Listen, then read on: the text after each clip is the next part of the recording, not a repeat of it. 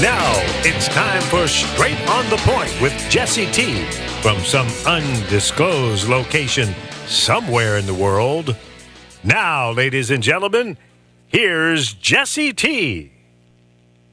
Well, it's good to be back on the air with you. Yes, I am somewhere in the world in an undisclosed location driving the Gray Ghost southbound down some Los Angeles street here that I've been down many times but can't quite figure out what the name.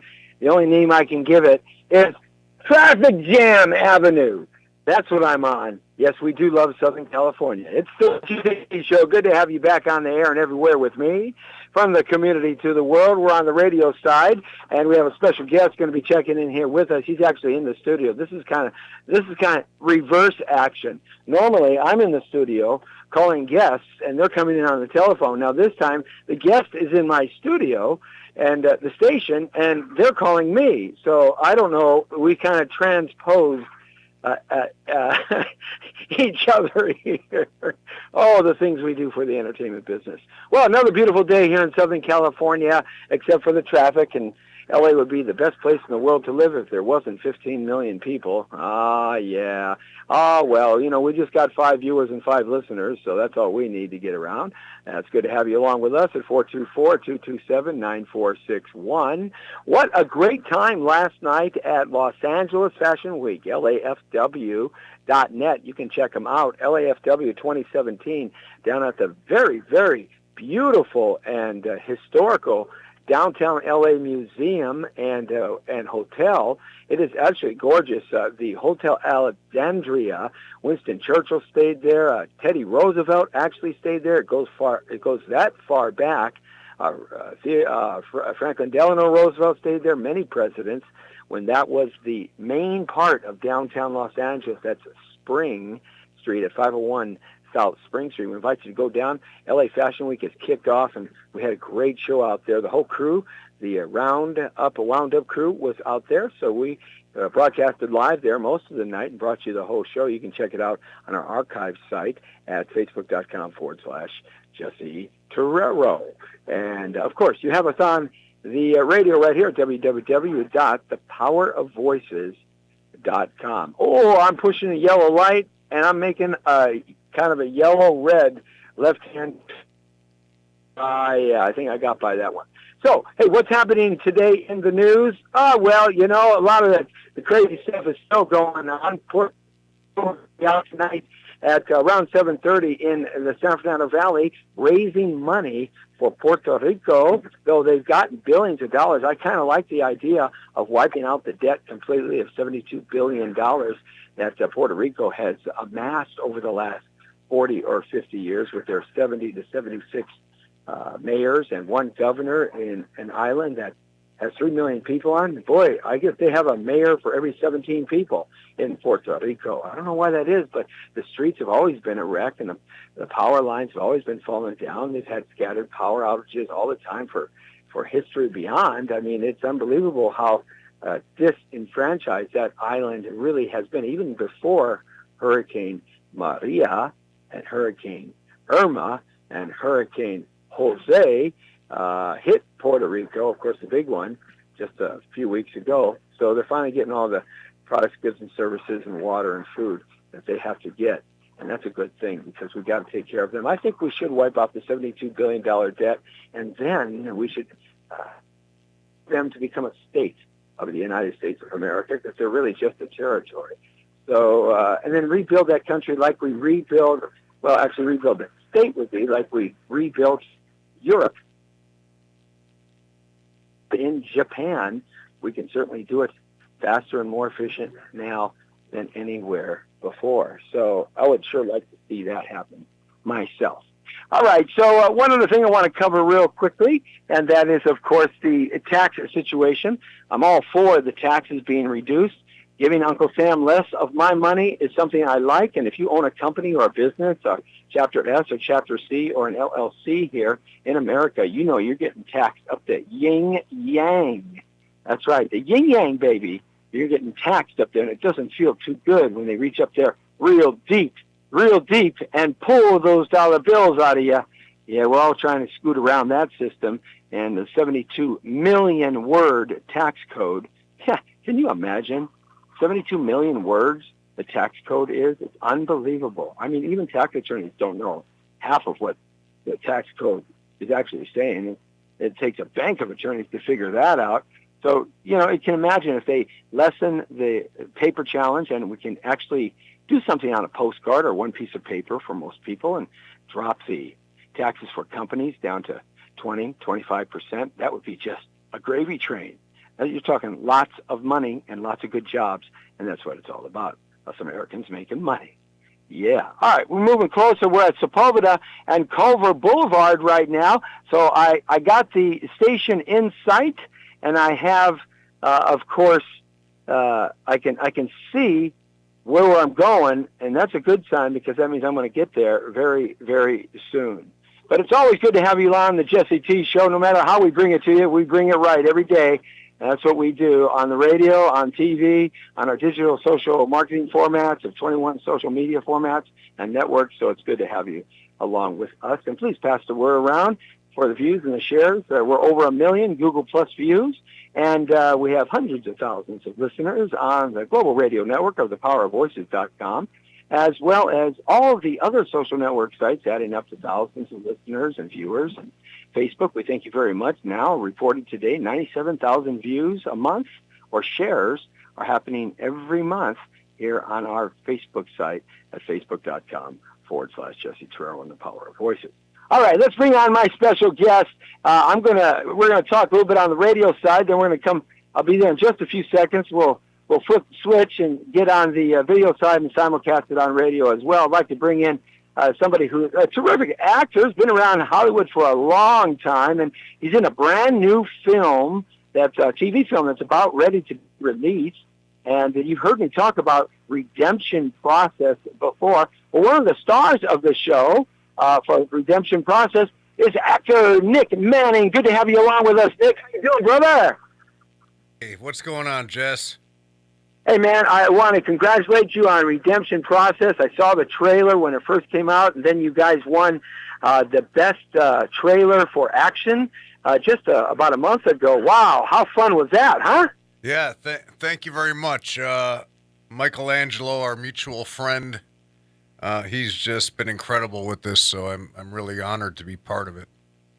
Well, it's a terrific trailer. If you get the chance, ladies and gentlemen, check it out. It's on YouTube. It's been released. They held it back for a long time and had a couple of premiere parties, and then they just released it not too long ago. It is an action-packed trailer. It kind of sucks you in and makes you want to, can't wait to get to the first productions of this. I understand also, Nick, that there's some sort of deal working out with a brand new Latino network, sort of like Netflix or Amazon Prime, called Mundo Flix.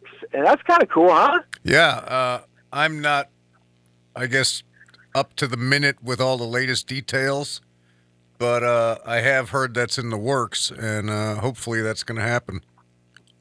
These things, you never know what's going to pop, and you never know what's not going to pop, especially when you take the time to put these creative processes together. But sometimes when you do get that trailer done or you do get that first episode done, you look at it and you go, this is something that can't fail. How are your feelings about that when you first got the script, Nick? I mean, what was that? Did you kind of read it and say, man, this is me. I can do this. This thing's going to happen. Well, yeah, initially I thought that, and it was, I guess, the story behind how I got the part was even as interesting as the project. Michelangelo and I had done a movie a couple of years ago, and it was the first time I met him. And I guess when he started writing Redemption Process, he said that he thought of my voice from back when we were doing the dialogue together in the previous flick. And he said, called me one day and said, hey, man, would you look at this script? I looked at it, saw the entire project, who he had attached, and the role that they created for me is just, you couldn't write a better part for me. So it kind of just hit home, and you fell right into playing that role. Isn't that cool when that happens in the creative process? You just kind of go, oh, wow, man, I stepped right into this. Yeah, absolutely. And then once I saw the trailer, I was like, wow, these guys are very talented. Yeah, they got a great team that they put together in that for this show, this TV movie. It's actually a dramatic series. They're looking to put 13 shows together so that they can have a weekly drama. And about MundoFlix, they were given the go-ahead that once they start producing a half a dozen shows, they're going to start airing it on MundoFlix. So that's going to be a cool place and release nationwide and worldwide in that respect. So, I mean, when you meet somebody in this business, you never know really where it's going to go, do you, Nick? I mean, you just never know what's going to happen in the future. Yeah, I mean, we're sitting in the back of this police car where we were working prior and just hit it off. Two cool guys just bullshitting. And right? Next thing you know, we're doing another project, so you never know. That's kind of how it picks and rolls. There was a great actor that just passed away. He was in the De Niro movie where De Niro played it was the one where Pacino was in it and De Niro, and it'll come to me in a second. Wise Guys, not Wise Guys. Help me out with that film. It's one of the greatest films. Well, they did Heat together. Well, they also did. There was a movie. Oh, come on, Jesse. It'll come to me in a second. Everybody knows this movie. Henry Hill. It's the Henry Hill movie, where the gangster Henry Hill. Goodfellas. Anyway, Goodfellas. Thank you very much, Nick. Where are you at? Come on, man. You're Italian, aren't you? Come on. Yeah, what's wrong with you? I was thinking about it, and I also thought it might be that cop movie that they did a couple years back that wasn't so great. Oh yeah, that's right. Yeah, that one. Well, not every movie makes it. Isn't that the truth? Absolutely, man. But that movie in Goodfellas, there's a scene where the guy who has the toupee, and he owes De Niro money, and De Niro and Henry Hill go into his beauty salon, and he's part of the crew that stole the money from the Lufthansa airline, and he wants his cut. And he's pressing De Niro's character for his cut, and De Niro, takes the telephone cord and wraps it around his neck and chokes him and whatever, and that great scene. Well, that actor just passed away just a couple of days ago, but that was, believe it or not, that was his first film, and he just met De Niro hanging out in the apartment complex that they both lived. Isn't that crazy? Not too many people know this, but before I was Nick Manning, the adult star, I was in Any Given Sunday with Pacino. And really? You were on Any Given Sunday? Yeah, so now when people see it, they're like, hey, check it out. It's Nick Manning with Pacino. That's funny. But back then, nobody was saying that. Yeah, that's true. Well, there was a part of your career that, it's a kind of a crossover for you now that's taking place, but you actually had the legitimate career, they call it, in the beginning, but then you kind of went into the adult arena, and you were very successful there too. You're one of the top guys in the business over the last dozen years or so. As they like to say, I have my own wing in the Hall of Fame. I'm not going to go there, baby. No way. Yeah, right. I know the girls are going, ooh-ha, ooh-ha, what's a wing? What's a wing? You just use your imagination. That's what you need to do. But you had a great career there. How has it been? You did talk about a little bit of notoriety, because now they say about on Any Given Sunday. So how has it been to make that crossover or that transition? Great actresses on, like Tracy Lords and what have you over the years that have crossed over on the ladies' side. That's happening more and more and more now. But how has it been for you as a man crossing over as a male into the so-called legitimate Hollywood? Well, it was kind of interesting because I was a ball player, and so I kind of got a late start because I had a whole nother life. And right. I remember when I first started getting discovered in New York, I was in my first flick ever was For Love of the Game, the baseball movie. They came and scouted us and got me out of Massapequa independent baseball to be in that movie. And now, were you on one of the teams? Yeah, I was the left fielder for the Yankees. Get out of here. Wow. Yeah. And after that, I was on All My Children. Then I was in Any Given Sunday, and we shot that in South Beach. And I moved down to Miami and was like, geez, this is great. I think I'll stay here forever. And next thing I know, they called and asked if I'd do a Playgirl magazine.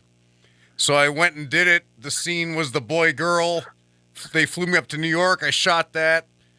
Thought, well, that's nothing, just another gig. And I went back to doing like Disney commercials, and I did a Menon commercial with A-Rod. And the next year they called me. You were doing a lot of sports stuff. Yeah. They were casting you in a lot of sports commercials and environment. The next year they said, would you do another one? So I went back to New York, did another one. The guy says, hey, man, you're great at this. What if I send you out to L.A. and you shoot for all my friends who are photographers out there? So I kind of crossed over from mainstream to adult, and ever since I've been kind of interspersed in both. I just see them as forms of entertainment.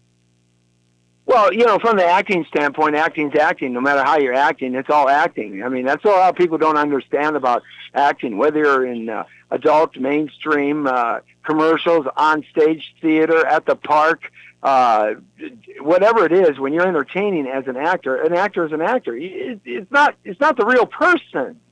It's not the real person. It's a character that you create or that you project out there. But and in that respect, so people do get lost and they have a hard. But now, time in 2017, it seems like more and more can cross over. Now, it seems like in these last two generations, especially when the technical industry, the high tech industry, the IT industry has made one can argue that it's not a good thing, and I certainly can argue that, but it is a thing, and that is, with your notepads and your iPads and your smartphones, everybody has access to a lot of things they didn't have access to when I was a kid growing up.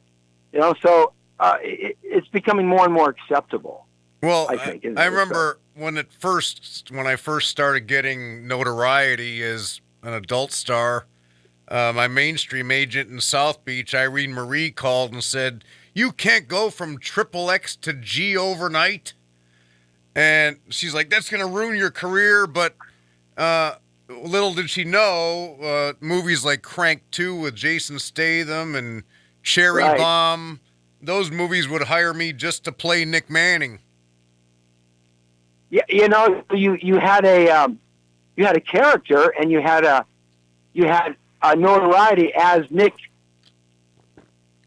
Interesting. Yeah. That's interesting how that has done well for you. But now you got the redemption process, and you had a movie that you are either in production or that you're just completing. There's another movie I saw on your IMDb site right at the top, and tell me a little bit about that one. Which one? It's I don't recall the name. I was going to pull it up when I get in there, and I'm about 3 blocks away. But it was something that you did in 2016, other than a redemption process. I think it was one of the last ones that you did in 2016. That was probably a Skinamax type flick. So what are you doing now? I mean, what are you up for, and what's happening in your career at this moment in terms of roles that are coming your way? Well, I've been kind of busy with the release of my book, Dropping Loads, the Nick Manning story. Oh, I love that. I love the title, Dropping Loads. Yeah. Yes. Dropping Loads. So what's the book about? It's an autobiography, you said, so it's about your whole life or just a certain time in your life? Well, I guess some people might call it a biography. I was contacted several years back by a woman who was a writer in Canada. Mm-hmm. Her name is Maureen St. Charles, and she wanted to do a book about guys in the adult business, and she called me, and I said, I'm really not that interested in that. And she came out to L.A. and met with some of them, and then came up to Manning Manor and met with me, and we discussed... Oh, wait a minute, wait. Whoa, time out. Manning Manor? Manor. Is this like the Hugh Hefner mansion? I mean, what's coming on here? There's been several Manning Manors. I'm on the fourth one that I've lived in now, so it moves periodically. But it's always some cool place to live that people like to refer to as Manning Manor. But well, don't tell me you're going to be like Hugh Hefner, sell your Manning Manor for $100 million, but have the right to live there the rest of your life. Poor Hugh, he just passed away. Yeah. He was a good guy. That's too bad because I did a live show for Playboy for years called Spice Hotel every Friday night, and really? On the channel, on the Hugh Playboy pretty channel, well. On the Playboy channel. Yeah, I was. Well, it was at the Playboy Studios. Oh, okay. It was actually on the Spice Channel. Oh, okay, yeah. But okay. anyway, the book. I like the Manning Manor, dude. I do. I dig that. I got the Torrero compound. So I'm into the undisclosed Torrero compound for the bunkers because I'm one of those guys who can teach you how to eat the right bugs out in the middle of the desert. You know what I'm saying? Really, I'm one of those survivor, dudes. I've been doing that my whole life. So, hey, if I can go from the Manning Manor to the Torrero undisclosed bunker, baby, I'm there. Here he right? is. The Brown Beauty is back on duty. Get me up here, brother. See how that works out? Nice. Good to see you. Absolutely. Good to see you, man. That's cool stuff. See, now we're both on here, and two good-looking guys on the air. I'm telling you, that's it. That's all we got. That's it. The show's over with. We showed up. We're going to do a dance routine here now for you. That's what we're going to do. Something like that. But anyhow, tell me about the book. Let's get back into that. So anyway, we discussed cutting out the rest of the dudes because I said I don't want to be part of that loser, clown, broke, loser, clown, drug addict going to jail. Right. So she said she'd write it about me and my life and career, and I said, well, that's all well and good, except I don't know you. You don't know me. Right. And how are you going to write this? I said, how about this? I got 3 stipulations. 1, you come live in my house for a year or so. It turned out to be 9 months and 2 different periods. That's interesting. 6 months and 3 months. Get to know you. Yeah. And basically, do whatever I do, watch what I do, and write your findings. Right. So that's really not a biography, I guess. That's more like an investigative reporting. Yeah, a case study. Case study on into Nick the life Manning. of Nick Manning. So she did. I don't know if that's a good thing or a bad thing. I don't know. And she was a bit shocked. Yeah? The second stipulation was that she'd get the book published. What? Wait a minute. She didn't like the chicken that you made? She was shocked or something? Yeah. What's wrong with her? Some macaroni, some spaghetti? What's wrong? Are you New York, Chicago, Philadelphia? Where are you from? I'm from Chicago originally. Hey, I'm from Chicago too. Southside. Yeah, me too. I was born in Shriners Hospital, man. Right. Then we moved up to Win Around, and they would get in the 7th inning for free. They let him in at the front door. And this, my dad's 86, so, this is going way back in time. So my dad was, always being the entrepreneur that he was, because he's one of these guys. That's right. Anyway, he was a smart guy. So what he did is he said, tell you what's the cost of admission? Whatever it was, 20 cents, 50 cents, whatever it was in 1946, whatever. And he would say, I'll tell you what, I'll give you double. The cost for the ball, the admission. So he did that, and then he'd get all these baseballs, so he never had to sit out there again. And he would go all year to the Cubs game when he was a kid, because he'd just walk up with a baseball, pull it out of his pocket. The first home run, he would sit there at the turnstile, right? He would sit there, the ball would go over, and he'd have the ball right there, and he'd go right in. That's what he did. My father, forever the genius of making money and getting a piece of the action. Anyhow, I'm sorry, go ahead. No, it's like the kids at the golf course who they sell your golf ball back after you hit in the woods. Yeah, like I used to steal Cadillac hubcaps, the spoke hubcap. Oh, wait, did I just get myself in trouble again? God, I do it all the time. Yes, always. Right, but I used to steal. I got in so much trouble, man. I like to have to steal hubcaps there on the 64 Impala SA, right? Then we'd go steal the hubcaps from the lowriders and take them to the junkyard and sell them to the junkyard, and then they would sell them back to whoever bought them. We had a racket, and then I got in big trouble. Anyhow, I'm sorry for interrupting. You got me on a tangent. Good shit. Tell me. Yeah, dropping lows. And hey, Betty, we're not talking about dropping 45s here. No. anyway, that's it. She came out, wrote the book, and now you can get it on nickmanningbiz.com. Right, and how's it going? I mean, it's just out now, right? Yeah, just out. Now, So, I never did get my e-copy of it. I mean, you should have. It what was kind of emailed stuff is today. there? Yeah, well, Sorry. I didn't check my email today. Malnati's, Yeah. Giordano's. Oh, yeah. That, when I lived in New York, I'd either get the Sicilian or the nice thick.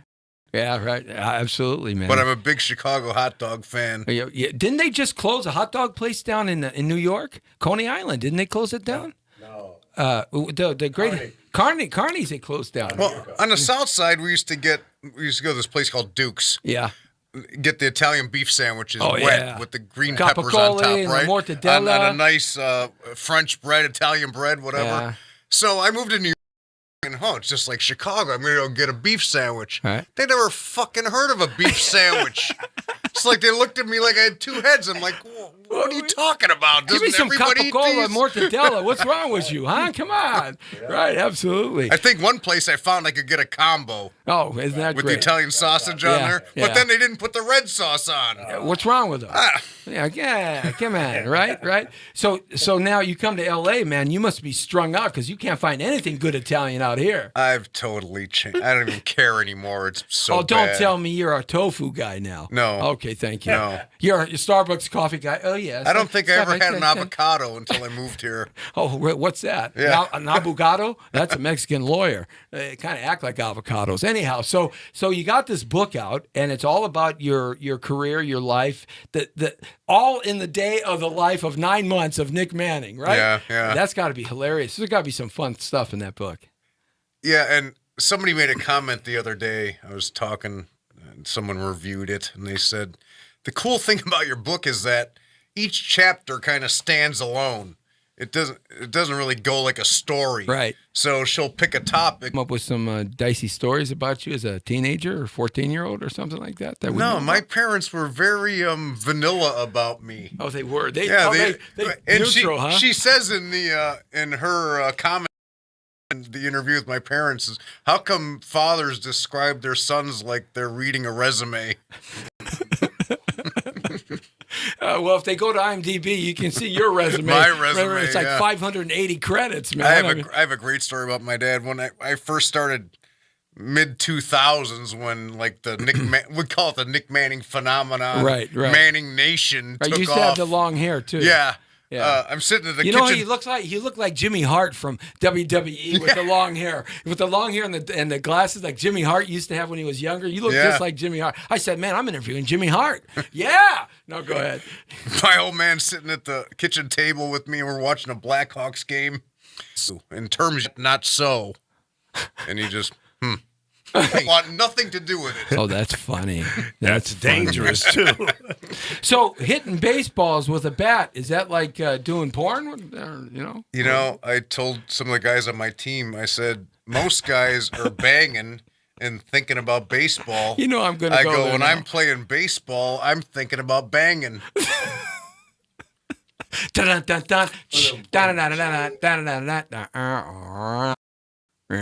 That's right. Absolutely. Nick Manning, everybody. He's got a new book out. Get it on nickmanning.net, right? nickmanningbiz.com. nickmanningbiz.com. We're just having a great time. Is there a here. nickmanning.net? I don't know. Let's sue that guy. Look at no problem. Lee, we'll send you up there. All right, take care of it for us. You're part of the undisclosed team. That's right. That's right, or underclothed team, one or the other. Absolutely. Every guy wants to be you. Yeah. Yeah, absolutely. Yeah, I know. Yeah. Well, we had our fun in the radio business for. I've been doing this for a long time, 40 years. So, it's very interesting. Very interesting. Very interesting. That's but all I can say because I don't want to get in trouble with Mama T. She knows all my secrets and where all my property's at. Right? California, right? California dreaming. Absolutely. So now look at when you started, off the athletic field and you started doing some of those movies, do they really, I think a question everybody says, when you're out there and you're shooting a baseball film or you're shooting a football film, are you guys really banging each other like you would in a regular game when you run the play, or is it kind of 50%? There was an extra in the stands. Oh, go away. Had my Playgirl issue. So right.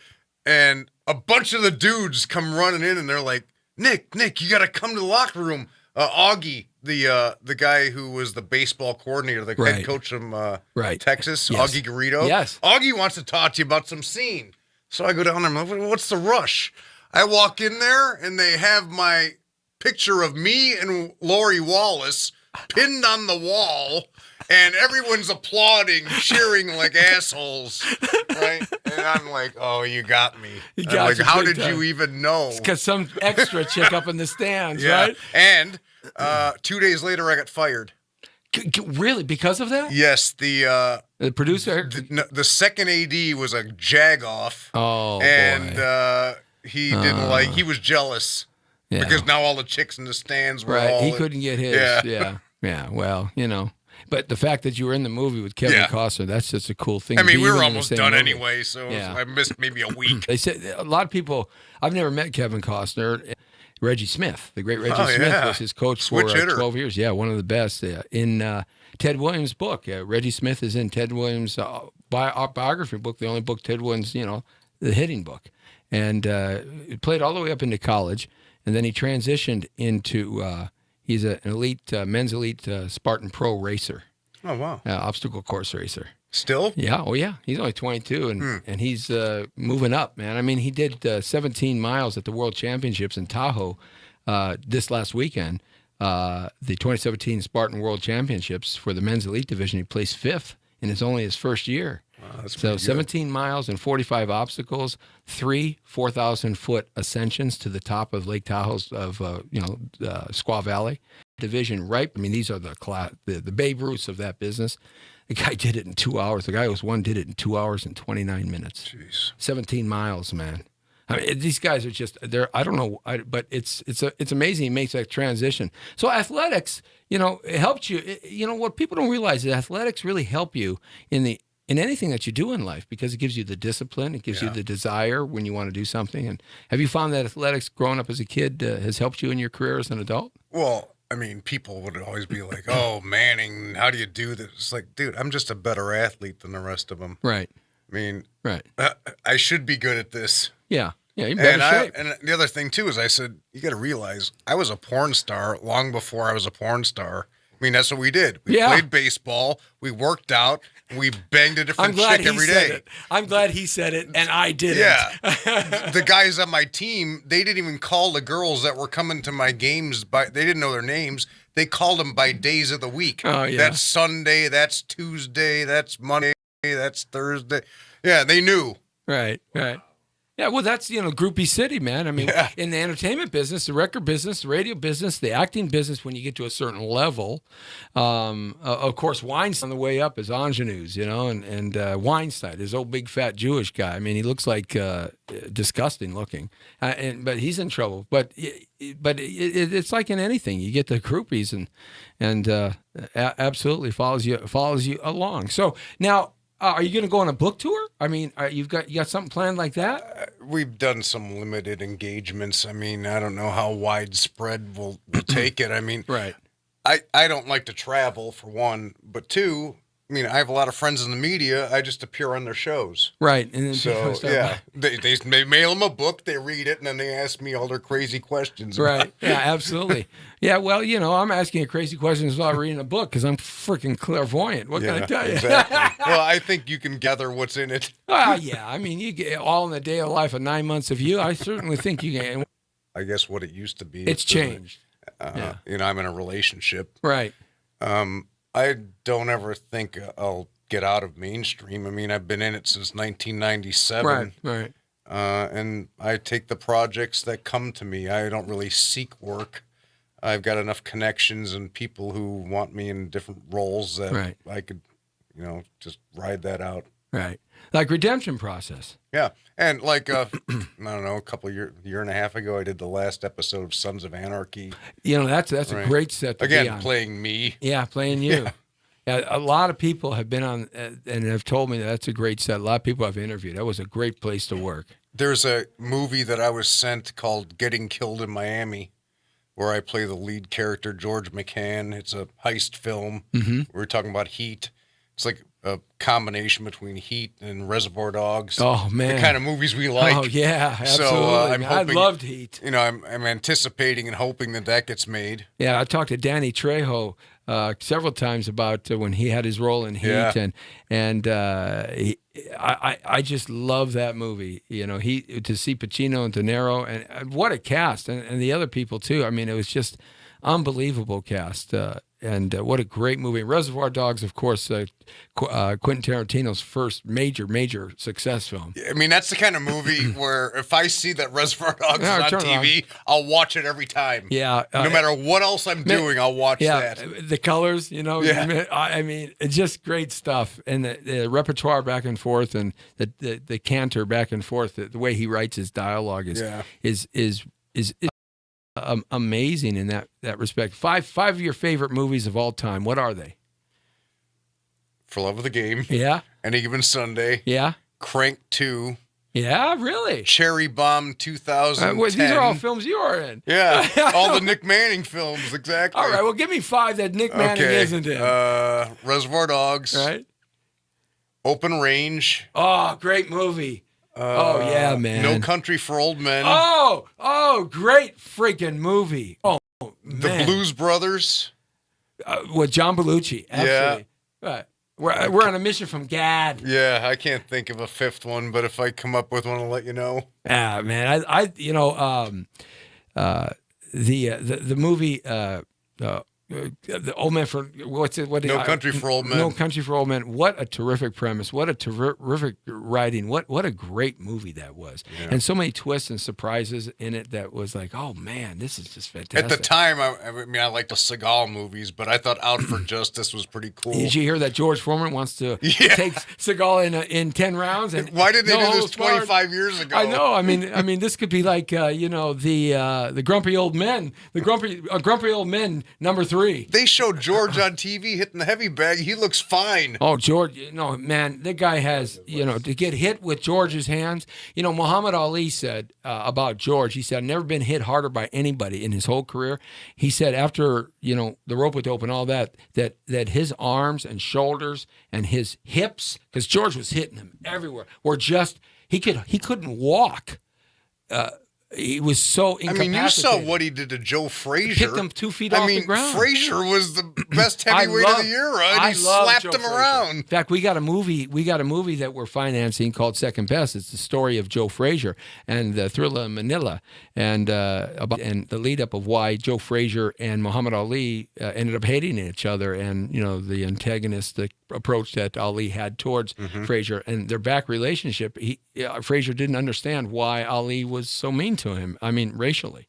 And so we're doing a movie with that. It's a great script. The guy who wrote Officer and a Gentleman wrote the script, and we got half the funding now on the way. But on the set, then he fired him, and he peed and pooped his pants. Steven Seagal, after Gene LaBelle, the great wrestler, choked him out the second time. I mean, do we know this for real? Well, everybody that was on that set says the same thing. And I've interviewed people that were on that set. I interviewed people that have known Gene LaBelle for forever and a time. He was I had a table I think it was this club in South Beach called Level.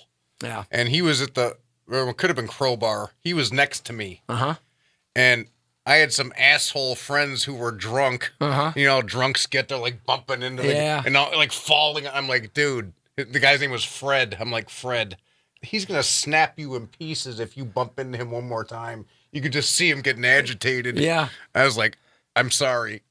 I didn't want him to kill Fred. Yeah, my Kung Fu brother, Greg LeBlanc, I've studied Wing Chun Kung Fu for a number of decades, and my Kung Fu brother, my Sihing, he's just a little advanced, earlier than I am, not more advanced, but he's actually the best that our Sifu put out. Greg's great Wing Chun practitioner, and I'm okay. But he was Steven Seagal's last live-in, Aikido live-in student here in Los Angeles. So, he cleaned the dojo up, and he cleaned and put everything back, and he lived there, and that's what he did for a couple of years. And he has some fantastic stories about Steven Seagal and his skill level. So the man has got skills. There's no doubt about it. Anybody that says the man doesn't have skills and it's all fake. They don't know what they're talking about. Yeah. Because Greg LeBlanc, who is studied 2.5 years in Aikido with Seagal, and he said, "Oh no, get you past those clobbers of George Foreman, man. I mean, he touches you and oh no, he has once in a century power. Yeah, I mean, he just clipped Michael Moore and the lights were out. That's why I have so much respect for Holyfield. Yeah. A great he fighter. hit Holyfield, and Holyfield's head almost came off like Rock'em Sock'em Robots, like unfazed. Yeah, Holyfield was a great champion. A great champion. One of my other favorite fighters was Marvelous Marvin Hagler. Yeah, Hagler. And Tommy the Hitman Hearns. Hagler has the best line ever, and I apply it. Independent ball. Independent ball, spring training. Yeah, they're looking for other shows. Right. I went to spring training. They're getting me all signed up. I was playing against guys 20 years younger than me. Right. And at the very end, they said, he's going to be too expensive. Oh. So what they want to do was they wanted to pocket the whole budget and pay me peanuts. And I was like, no, dude, I'm not going to kill myself on here. Come on, reality, man. It cost $25,000 to do a half-hour reality show, but they get $75,000 to $125,000. All that money goes in the producer's pockets. They had a $750,000 per episode budget. That's a big 13 budget. 13 episodes, well, right? Okay, yeah. And I said, well, I want $200,000 an episode. Right. No, they wouldn't give it to you now. No. But I was going to have to play 140 games a year. Is that what they? That's what an independent season is. Yeah, that's 100 to right. 140. Are they going to take depends you the where whole you year? play. Yeah. Yeah, and it's like, are you kidding me? Yeah, right. No. Home run hitter, slap hitter, what? In the leagues out here, when I first started playing, I won the Triple Crown. Right. So, I mean, I'm probably not what you'd consider a true 4-hitter. I'm better as a 3 or a 5. 3-5, yeah. Yeah, good speed. I'm a switch hitter. You switch left and right? Yeah. Reggie, I used to see Reggie, he's 70 years old now, and as I said, he was my son's coach, and Reggie Smith was phenomenal teacher of baseball, and that idiot up in right field was saying racial slur business, let's get the job done kind of guy, all right? No joking around. And he launches himself up into the stand, and he beats the guy up, right? And he gets fined in the and then was Billy Martin the manager then? Team, right? And Reggie was just love it. But yeah, to see him do things with a baseball off his bat is unbelievable. And yeah, the baseball gods, once you get bit by it, you get bit by it. That's just the way it is. Well, I mean, my uncle told me he's deceased now, but he goes, when I was getting hurt, I had to have shoulder surgeries and double hernia surgeries. Yeah. And he goes, why don't you give this up? He goes, but man, I know you like smashbiz.com. Okay, absolutely. One of the cool things, the book was one project that they did, and they also did a documentary, which is on the site, Hung Hard and High. There's like 40 mini-sodes of that on the YouTube icon. And then they also did biopic. Really? Duke Mulholland calls himself the Nick Manning historian, and the Reverend Dan Lee Strick. So this is like really show and tell. Yeah. Are you going to make a coloring crayon book too with it to go out? People have talked to me. That's one thing I have a. Going to have a bobblehead, a double bobblehead, Nick Manning, double bobblehead doll. I have a Nick Manning radio that we just do stupid podcasts on. Yeah. It's on the site. You can click on that too. One of the things we talk about was live. Right. Probably about 4,500 scenes. Yeah. Yeah. Yeah. So, he's right up there with Wilt Chamberlain. Wilt the Stilt, right? we think over 6,000 chicks. Oh, yeah, sure. Yeah. Between personal and work life. Yeah. That just gets me tired. Yeah. I tell the guys on my team, I'm like, how's it like to play with the GOAT? I mean, I'll hit home runs, and even guys on the other teams will start yelling, dropping loads. I mean, guys on the other team come up and want to take pictures with me after. One guy says, oh, it's an honor to play with you. When my wife now, when she was my girlfriend in college, she used to have sorority sisters, and at lunch they would sit in a masturbation circle and watch your movies.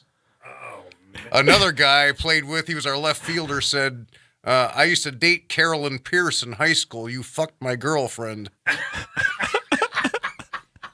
So, yeah. Drop and load, baby.